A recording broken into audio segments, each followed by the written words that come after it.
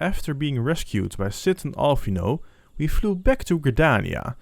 Sid told us his flying machine could not endure the winds guarding Garuda's sanctuary in his current state. Our plan is to find a solution together with Sid by going to Lambertint in Camp Drybone.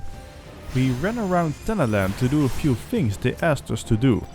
Collecting some corrupted crystal? This has a chance to endure Garuda's winds apparently. They sent us to Alaport afterwards, where we might find the crystal we are looking for. Here we talk to a few people who might know more about the crystal. It seemed to help a bit since we did get sent off to the Isles of Umbra. I realized in Alaport that my wind carbuncle might transform into summon Garuda, since this looks close to the other two where it also happened, Ifrit and Titan. On the Isles we talked to a few people again, where they told us that history is repeating itself. Did Garuda got defeated in one of the older Final Fantasy games?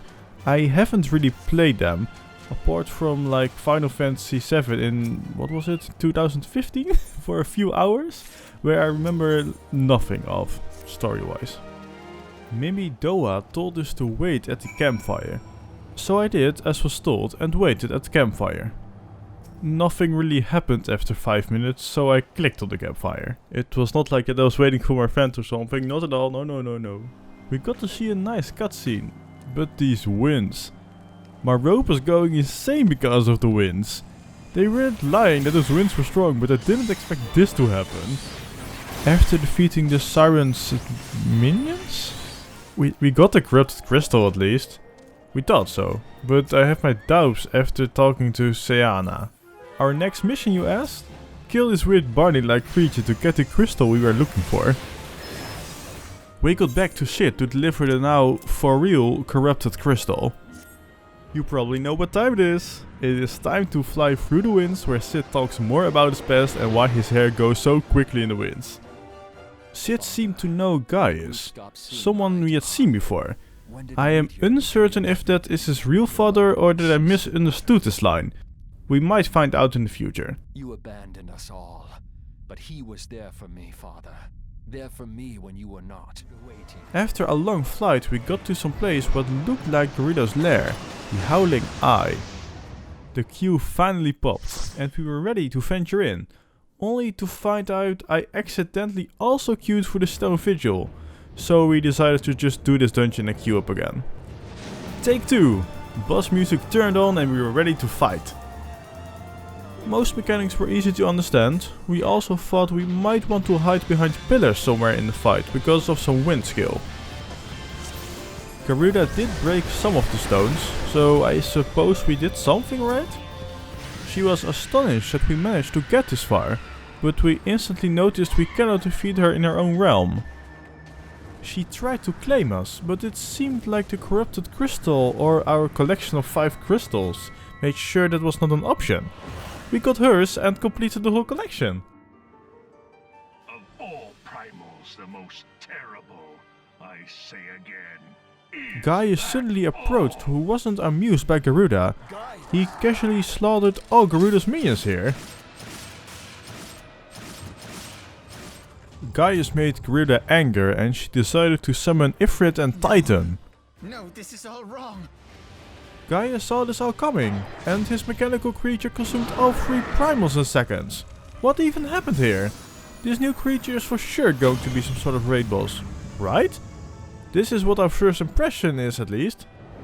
I am not sure why they just flew away and didn't destroy us here, but it did help us survive for now. We arrived back in Limsa, and we both got to level 50 at this point. The story just keeps going on, which is nice. So we will be going forward with the main story. Quickly going back to Vesper Bay, we heard something and suddenly we are talking to a ginormous crystal named Heidelin. If this crystal was shown in the beginning of the game, we for sure did miss it, since we started around level 13. We had to make a plan to rescue the prisoners being held at Castram's Sentry, wherever that may be. Before we were going to rescue them, we had other priorities. Learning the missing abilities we couldn't learn due to the story quest. First we had to fight a small Titan clone. Not much of a hassle, for the most part it was dodging if you need to. After learning Summon Titan, we got the quest to learn Pain Flare, which turned out to be a great ability in dungeons or any sort of AoE battle. Next up was going to be summon Garuda. For these quests I had to do a few things around Mordona. This is also where I started to get blue gear for my class quests, which were a big upgrade. For some pieces the stats were literally doubled. But the helm. Oh no, I became a unicorn. Why did they do this to me? Give me back my wizard hat already. The fight with the Garuda clone had apparently the same intense music as the original Garuda fight. Quite a surprise, but not an unwelcome one. I also had the option to do the level 50 quest, since we got to level 50 already with the main story quest. Might as well do this one while we are at it. Another trade and more equipment. Back to Mordona it is, where we had to fight Tristan and his empowered Ifrit. No issues on our part, so after the fight we went back to Gridania to claim our prize. It also seemed to include an armor cover which gave item level 90 equipment right after we got our full blue set. Now the stats are doubled again! Now that we were both done with our class quest, we quickly went back to the main story quest. Courthouse was our destination. Here we learned that recently there was an incident with an Imperial airship. A cutscene played afterwards. Could this be the Castrum Sentry? Here we saw the generals. Make sure to remember them for the near future. In Courthouse you had to speak to people near the dungeons we already unlocked previously. It didn't seem that we had to do them. Searching in Courthouse for footprints made us realize something. How is it possible that the footprints are still there with these strong winds? My friend also didn't like his yellow costume. I think it suits him just fine. What do you think about it? We both noticed how much stronger we got. Creatures were dying quicker than before due to a new equipment. Please, just let us do this together. Biggs got himself in some trouble here. Of course, we helped him out with our newly gained abilities. These machines were something else though. Shooting their hands for total destruction. Not even hitting us once. I suppose the plan was to infiltrate Castrum Sentry. We must retrieve clothes for the perfect disguise. First, we started off by investigating this drainage pipe and listened to the Imperials. We were sneaking behind the rock to check how they greet each other. Now we learned the Imperial salute. The last thing we probably need are clothes. So we went to the Imperial people and asked them nicely for their clothes. We equipped the Imperial equipment and we were ready to infiltrate them. We had to use the Imperial salute to a few of them. We lured a few so we could steal one of their machines. The design is pretty neat in my opinion. We were not familiar with the machine of course, so we got the basic movement tutorial. Now we infiltrated Castrum Sentry for real. First we had to salute to a few people within this place. After searching for our friends, we stumbled upon them inside one of the buildings where we first had to defeat the guards. Trying to get out with the prisoners didn't go as planned. They found out quickly that we tried to rescue them and more guards came to stop us. A few battles later we had some issues with this big machine Vanguard.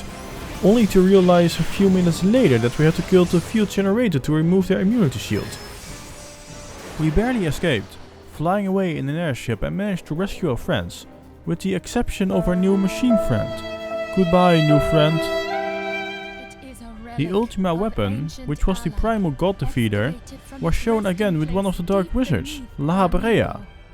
For whatever reason he removed his hoodie, and it was Tancred? Were we deceived all this time? Did Tancred betray us? We were both surprised by this. We discussed with the leaders of the 3 cities how to manage the ultima weapon. I noticed while we were discussing how to deal with it, I still had all my Imperial equipment on. I am definitely not an imposter like Tancred, trust me. The battle plan was laid out and we were ready to get into the battle to defeat the ultima weapon. But we will be going into the next battle in the next episode. I hope you enjoyed today's video. Make sure to like the video if you did and don't forget to leave a comment down below. Subscribe for more of my videos and I hope I see you all in the next one. Bye bye!